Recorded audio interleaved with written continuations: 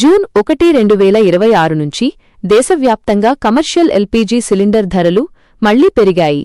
19 కిలోల కమర్షియల్ సిలిండర్పై ఢిల్లీలో ₹42, కోల్కతాలో ₹53 మరియు 50 పైసలు వరకు పెంపు జరిగింది. దీంతో ఢిల్లీలో ఒక సిలిండర్ ధర ₹3113 మరియు 50 పైసలుకి చేరింది. ముంబైలో ధర ₹3067 మరియు 50 పైసలు కాగా హైదరాబాద్లో అది ₹3294కు చేరింది. ఆశ్చర్యకరమైన విషయమేంటంటే సాధారణ ప్రజలు ఉపయోగించే 14.2 కిలోల డొమెస్టిక్ గ్యాస్ సిలిండర్ ధరల్లో మాత్రం ఎలాంటి మార్పు లేదు.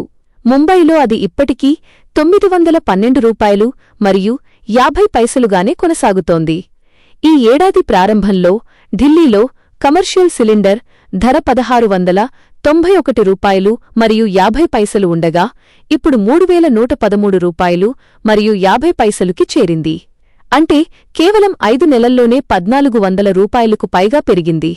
ఈ పెంపుతో హోటళ్లు, రెస్టారెంట్లు, ఫుడ్ బిజినెస్ల ఖర్చులు మరింత పెరిగే అవకాశం ఉందని నిపుణులు చెబుతున్నారు.